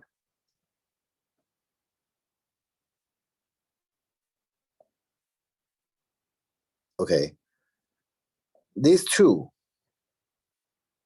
are the complexity of this recursive call, the recursive call, and this one, the n log n, is the complexity for computing this union. Okay, remember this the complexity will be linear anyway, right? So the union, okay, the computation of the union of these two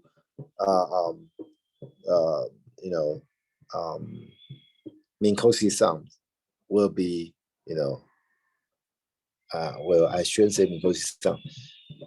It's more like a union of two subdivisions will be n log n. Okay, and then okay, if you compute the complexity of this Tn, okay, try to solve this by master theorem. Okay, it's going to give you big O n log n square, okay, or n log square n, okay, something like this. This is Tn. Okay. Oh, this one. Okay. So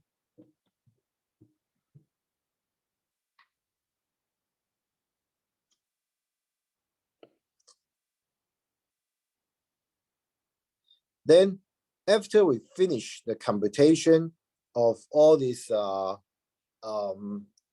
C free, okay, what do we do? Okay, how do we compute the path of the robot.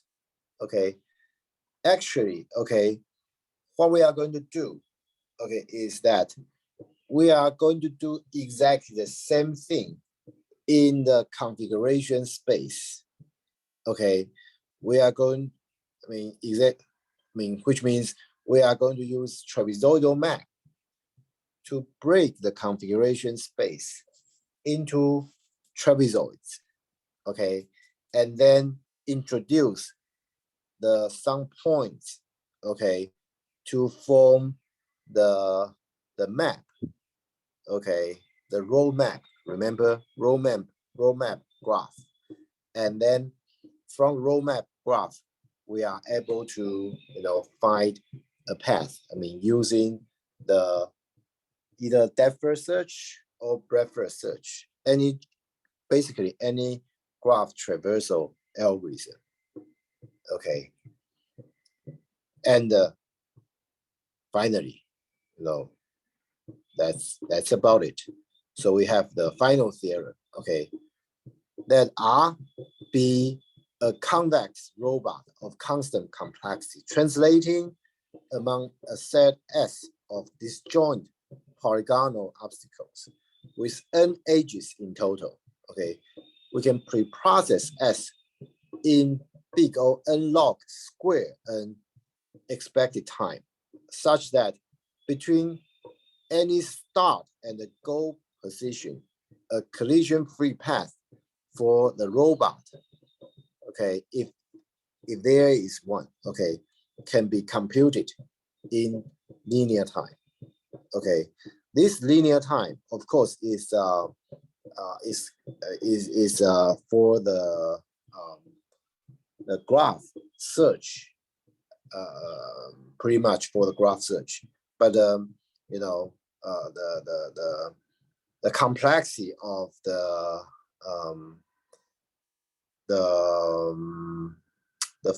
resulting the C3, okay, is also linear. Okay, if your robot complexity is considered constant. Okay, but the time to process the whole region into the final C3 take n log square n, and also like it takes a n log n amount of time to expected time. Remember, expected time to compute the trapezoidal map.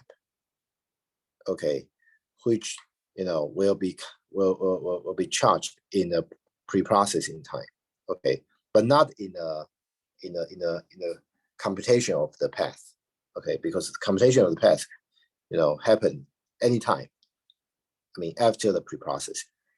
Okay, so that's about it. Okay, for this semester. Okay, we finish all these chapters. It is, to be honest, it's one chapter fewer than I expected at the beginning, but I always set a very aggressive goal at the beginning anyway. Okay, so I think like being able to finish all these chapters this semester is I think it's reasonable. Okay, and I will also upload the homework 6, which of course is only about this chapter, to the EE class later on. Okay, today. So please make sure that you also download it and to work on it. The due date again for the homework 6 will be 2 weeks from today, which will be, well, the date of your final exam. Okay, well, you have to prepare the final exam, so working on the homework helps anyway. Okay, so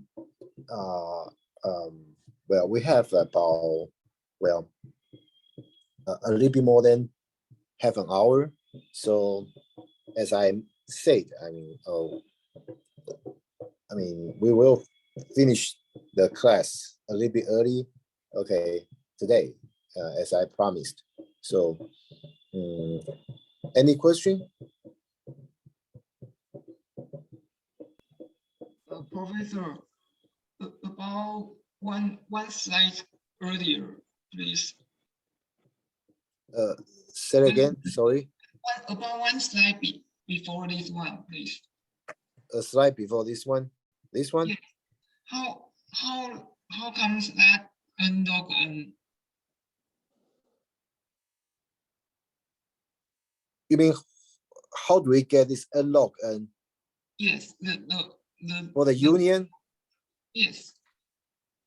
Okay, this union is pretty much like done by the plane subdivision.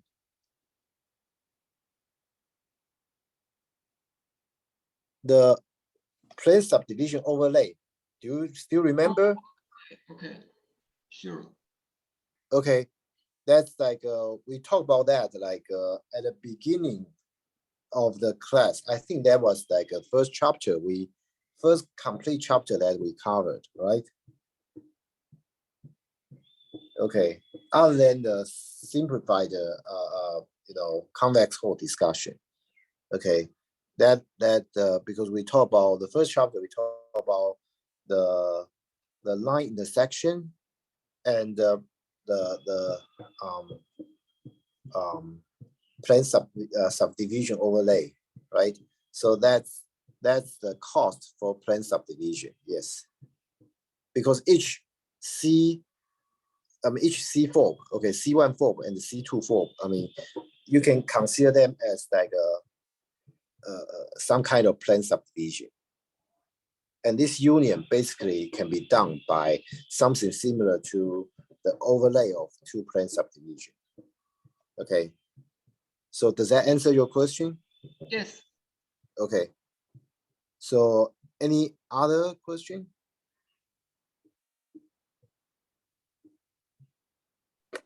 And Professor, I remember last lesson this lecture I asked you that does the definition of pseudo disk check for any possible layout or only specific layout, right? Check for, I don't remember your question. Can you repeat? Well, you let in the very in the ending before the end of the last lecture, you teach the pseudo disk, but Yes. and at that time I asked you that I asked you a question about whether the definition of pseudo disk will check for any possible layout of these two objects or only under certain layout of the objects. So, can you specify what you mean by any layout? Will the two objects be moved relatively around to check if they are always intersect at most 2 points, at most 2 points. 2 points. Okay. In this chapter, we discuss the movement of robots, right? Yes. So, but okay, the idea here is that, okay, by computing the, I don't know if I describe the high level idea in this chapter, will that be able to answer this question or not? Okay, but let me do it this way. Okay, so originally, okay, the robot is has a shape, right? Yes. Robot has a shape, and obstacle also takes shape, right? Yes. The obstacle do not move. Okay, the obstacle do not move, but because robot, okay, when it has when it occupies certain space, then it becomes difficult to do the path planning, right? Professor, let me make it clear. Because next week, in next week, I asked you this question, and your answer was it checks normally it checks for any possible layout. But today, when we discuss the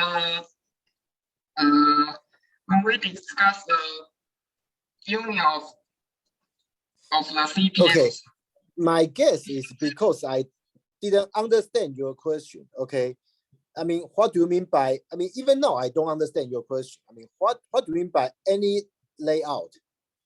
I mean, can you? Okay. Maybe it's better you ask in Chinese. Okay, what do you want to ask? I mean, because I don't get your point. Yes. 就是你那两个物件是不是可以稍微移动，就是任意的移动？就因为我上次问你说这两个物件，它有时候可能现在这样看起来是没有，就是只有雕2个点，但是你把它移一下，它可能就雕4个点了。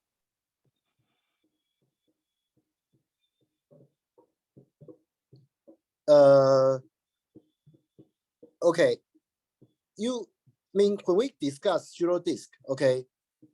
It can, yes, and then I understand you. Okay, it can be any layout. Okay, because okay, let me use the disk and axis parallel square as example.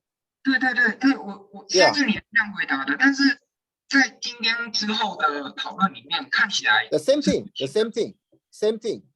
Okay, I mean, if you consider any possible layout, okay, I mean the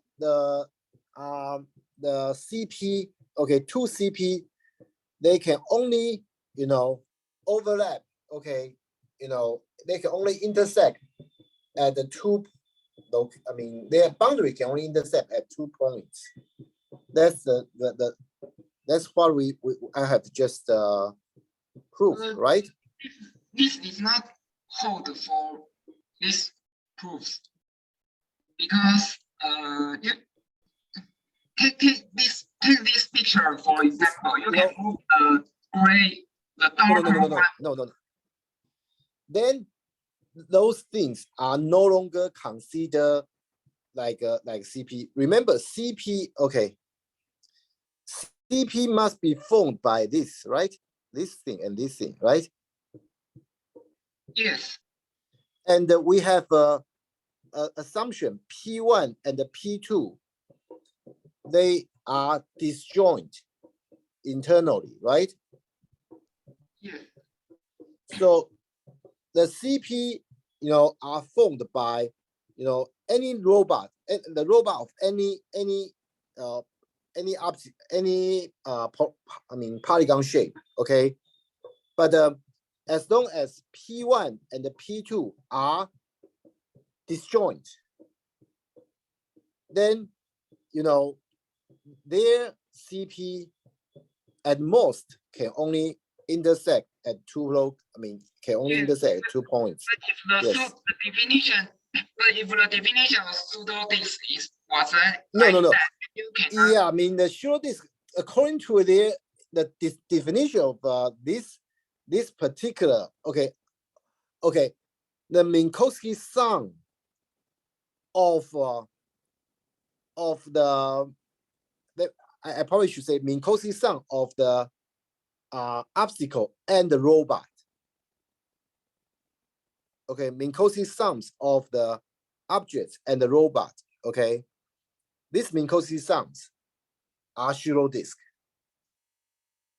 Okay, but their position cannot be arbitrary because of the definition of the obstacles.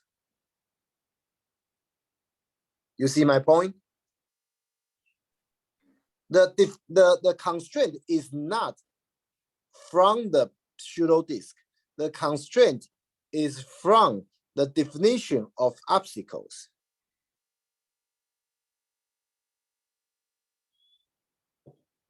You see my point?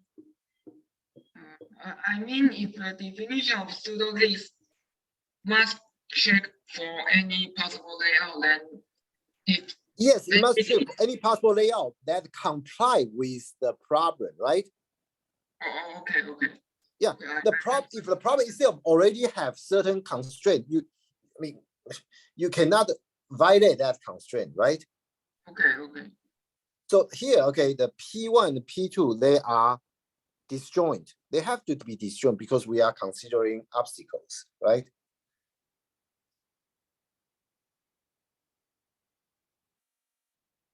If they have overlap, then the P1, P2 will be considered as one obstacle. No, they are no longer two obstacles. Okay. Okay, good. So okay, let me finish the high-level description of this chapter. Okay, basically, okay. I mean, we start from the point robot. Why? Because in the case of point robot, okay, you can see that it's very easy to do path planning, right? But when robot takes shape, okay, it's difficult, right? It's difficult to do a path planning. So the whole thing in this chapter, what we are really doing is that, okay, we try to use the configuration space as the path planning. In the configuration space, the robot is reduced to a point again, right? But in the configuration space, obstacles will become more complicated, right? So that is why, okay, we discuss we discuss all this Minkowski sum of everything.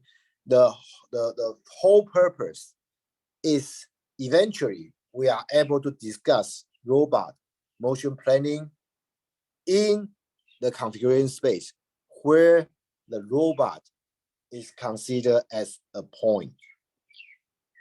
Okay, by doing so, like the path planning becomes very easy.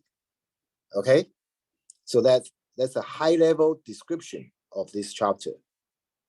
Okay, I hope like that help you to understand this chapter better. Okay, so well, any additional question? No, Professor, you didn't upload the slide for flight simulation.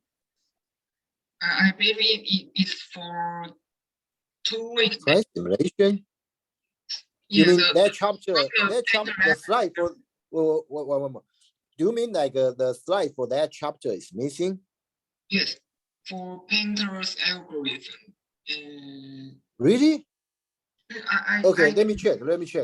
Okay, Yeah. I'm very sorry about that. I thought like I already have the TA uploaded everything. Let me check with the TA. Anyway, I mean I promise to update all the slides anyway, right? Okay. So I will do that. Okay. So any other question?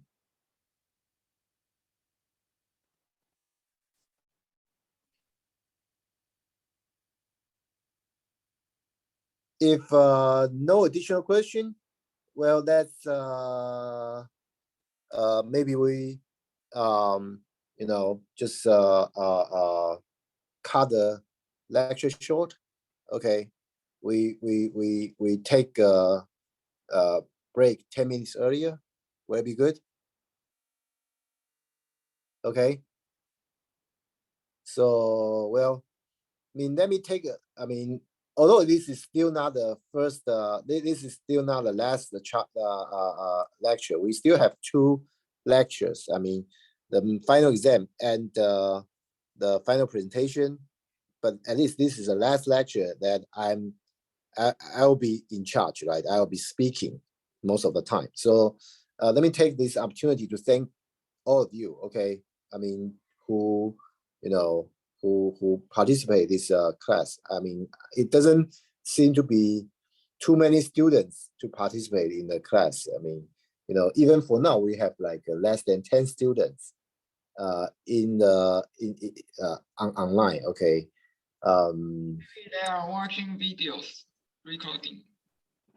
I don't know. Yeah, I hope like you know, I really hope like there will be more participants. Okay, but I don't take a tendency. You know, for me, I think like there are many ways to that a student can learn. Okay, I myself like you know skip class like when I was a student all the time. You know, and I learned it by reading by myself. But I may not be the best example for you guys anyway. But I have because I mean my vision is very poor, so I have trouble like you know reading. I mean listening and taking notes at the same time. Okay, that's just my you know my problem. Okay, I think I mean most of you do not have this problem anyway. So I still suggest you like I mean to go to a class. I mean you know if possible. Okay, and of course like toward the end of the semester, it's unfortunate like we have like this COVID-19 issue that we have to convert the class online. But I just hope like you know uh, uh, you guys still be able to get most of the idea. Okay, even if this class is probably a little bit difficult if I teach remotely. Okay, but I try my best, and I hope you take most advantage of that. Okay, so anyway, so last 2 weeks will be obviously very important for your grades. Okay, in this class. So I just wish you good luck, and thank you for coming to this class. Okay, Thank you, Professor. so I'll see you next 2 weeks. Okay. Okay. 那个教授 Okay. 可以留下来问一下刚才那一题吗？就是Okay. Okay. Yeah. I mean, so the class is over. So if you you may stay only if you have additional question. Okay. Okay. Thank you. Bye. 因为我怎么看都觉得不太做的，你讲的是哪一题啊？就是10之2，他是说就是